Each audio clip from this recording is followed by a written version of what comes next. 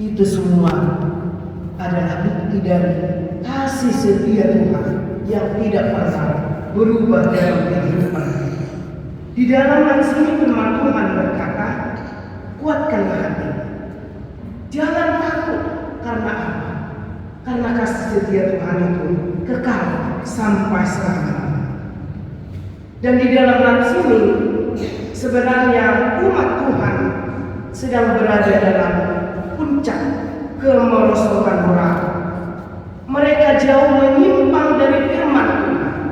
Mereka jauh menyimpang dari kebenaran, dari keadilan. Bahkan begitu juga dengan para pemimpin-pemimpin mereka. Mereka sibuk hanya memperkaya diri sendiri. Bahkan hak-hak orang kecil diinjak-injak untuk memperkaya diri sendiri. Terjadi penyalahgunaan kekuasaan. Banyak orang yang korban. Teguran dari para nabi, nasihat dari para nabi, mereka tidak pedulikan. Karena itu Tuhan harus menghukum mereka melalui bangsa Asyur. Bangsa Asyur akan dipakai oleh Tuhan menyatakan kuat kuasa Tuhan, menyatakan kasih setia Tuhan kepada umat, sekaligus menunjukkan kepada segala bangsa bahwa Allah itu berkuasa penuh, berdaulat atas segala bangsa untuk dipakai menghukum umat. Dan amanah, jika bangsa Asyur yang dipimpin oleh Raja Sanherib pada saat itu dipakai oleh Tuhan untuk menegur, untuk menghukum umatnya, itu semua adalah dalam karya penyelamat Tuhan. Allah yang bekerja di sana, bukan karena kehebatan bangsa Asyur. Dan memang jika bangsa itu dalam pembuangan Babel mereka menderita, tetapi jauh lebih menderita mereka ketika mereka sedang di bawah penjajahan bangsa Asyur. Barangkali boleh kita bandingkan dengan bangsa kita. Jika 3,5 abad lamanya Indonesia dijajah oleh Belanda, itu tidak seberapa dibandingkan dengan 3,5 tahun kita dijajah oleh bangsa Jepang.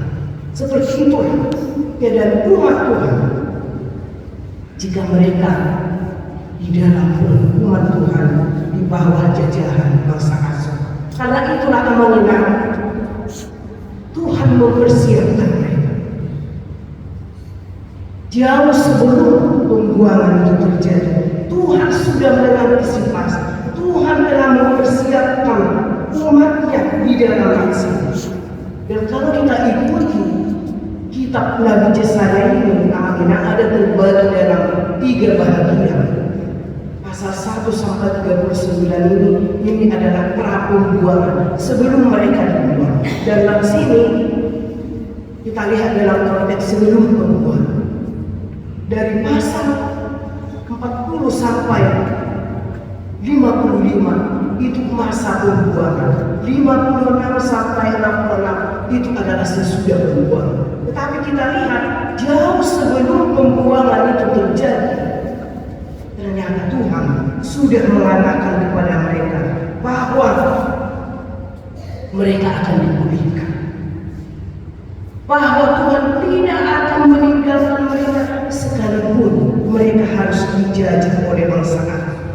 Allah berjanji kepada umatnya bahwa ada batas-batas, ada saatnya Tuhan memulihkan keadaan umatnya. Itulah yang kita lihat di dalam ayat ini, bahwa Tuhan akan memulihkan mereka dengan cara luar biasa. Pemulihan yang signifikan kita melihat. Dikatakan tadi padang gurun yang kering dan padang belantara akan bergirang dan bersorak-sorak. Sebab kemuliaan Libanon dan semarak Karmel dan Saron berikan kepadanya. Luar biasa Allah berkuasa mengubahkan keadaan umat ini.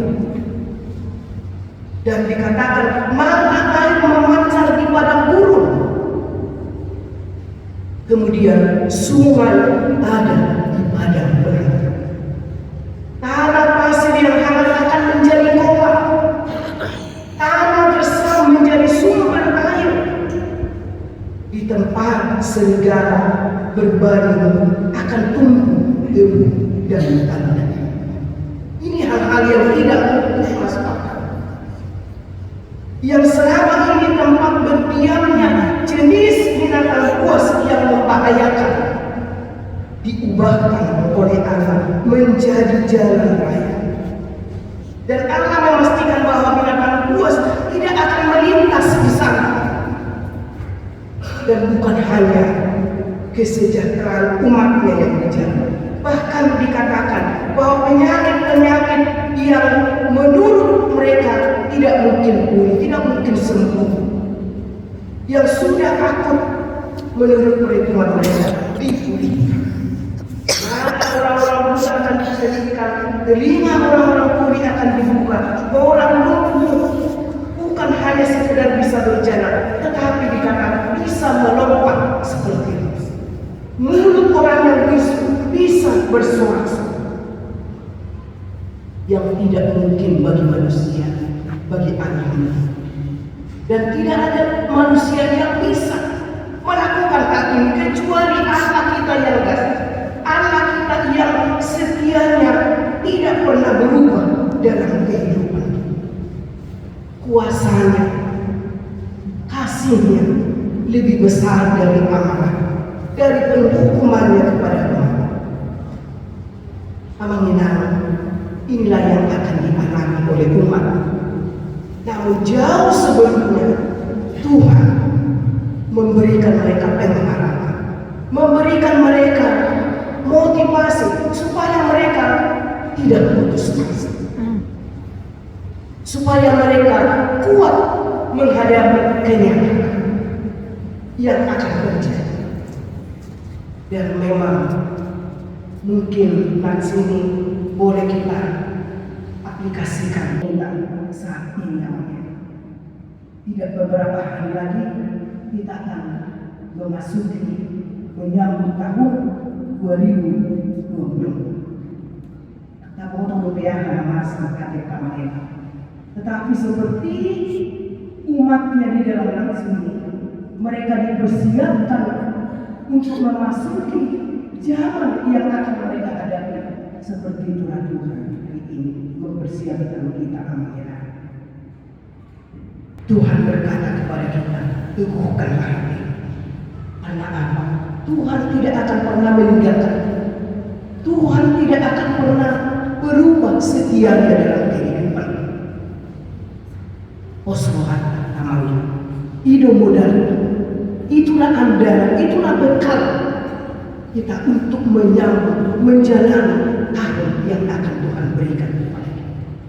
Namun jika kita katakan amanah bahwa kasih setia Tuhan itu tidak berubah bagi umatnya, tetap hukuman itu harus. Hukuman yang dikatakan di dalam nasi itu adalah bahagian dari kasih setia Tuhan dalam kehidupan mereka, untuk membentuk mereka kembali menjadi umat yang setia kepada Tuhan, untuk membentuk mereka untuk melihat kasih dan kuasa Tuhan yang dahsyat dalam kehidupan mereka. Karena itulah orang bijak berkata, amanah, jangan minta supaya gelombang laut tidak ada, tetapi minta supaya kita boleh melewatinya dengan selamat dalam penyertaan. Dan mungkin laut akan bergelombang. Bahkan Yesus bersama murid-muridnya melewati laut itu tetap bergelombang. Tetapi dengan penyertaan Tuhan, dengan berserah kepada Tuhan, dengan memanggil Tuhan, mereka merasakan kasih setia Tuhan dalam kehidupan. Soalnya dengan mulut tahu amannya. Osrohat mulut dan kita mengalami berbagai perkara, berbagai gelombang dalam kehidupan kita. Tetapi Tuhan memastikan melalui firman-Nya hari ini, kasih-Nya tidak pernah. Kasih-Nya tidak pernah meninggalkan kita. Sebagaimana umat-Nya di dalam nasi ini, Tuhan memulihkan mereka. Dan itulah perayaan-perayaan yang kita ikuti amanah. Itu adalah bukti dari kasih setia Tuhan yang tidak pernah. Janji Tuhan mulai pada Gusti Adam dan si Hawa dosa, Tuhan sudah berjanji akan menyelamatkan kita, menyelamatkan manusia dari dosa. Dan janji Tuhan itu terwujud melalui kedatangan Yesus ke dunia ini, sebagaimana kita rayakan melalui perayaan-perayaan atau Osdoro harta di sini amanah. Apakah kita meragukan kasih setia Tuhan dalam kehidupan kita? Kuatkanlah. Ada sebuah ilustrasi amanah. Ada seorang kaya yang membuat suatu pengumuman di satu kota. Seorang yang kaya raya ini berjanji kepada warga yang ada di kota pada hari yang ditentukan, mulai dari jam 8 sampai jam 12, barang siapa yang merasa ada hutangnya, jika dia datang menghadap saya, yakin saya akan melunasi segala hutang-hutang. Alai pengumuman orang beredar jadi viral, menjadi buah kita. Tetapi lebih banyak orang yang ragu, yang tidak percaya. Sebagian orang berkata, mana mungkin tersedia gudang hebeng, ayo tak gudang-gudang, utang misi A, utang misi B, mana mungkin. Itu orang bawa cuna, banyak orang yang ragu. Tetapi raja ini yang orang kaya raya ini menunggu mulai dari jam 8 sampai jam 10, ternyata tidak ada orang yang datang. Tetapi jam 11 ada seorang ibu yang memberanikan diri menghadapnya. Abang, ada yang tak kunasa. Oh iya, mana di hutang-hutang dan mana nomor rekening? Ternyata benar, semua hutang-hutangnya dilunasi. Jam 12 kurang ada seorang sahabat juga yang memberanikan diri menghadap dan memohon sesuai dengan janji Bapak. Bapak berjanji bisa melunasi hutang-hutang siapa yang datang menghadap Bapak. Oh iya benar. Berapa hutang Bapak? Semua dilunasi.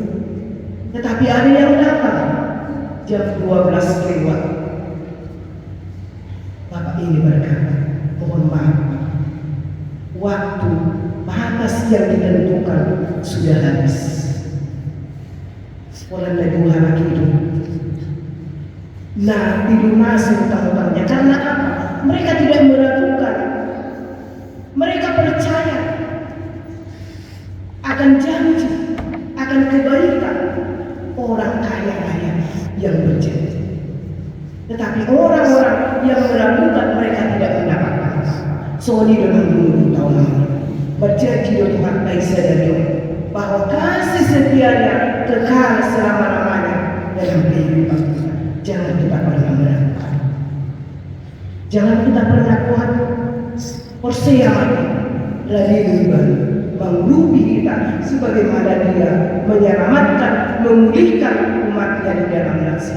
Apapun pergumulan kita, apa perkara yang ada dalam kehidupan kita mengenai Tuhan kita itu sama. Sebagaimana dia sanggup memulihkan umat di dalam nasi. Amin, kita berdoa. Kembali.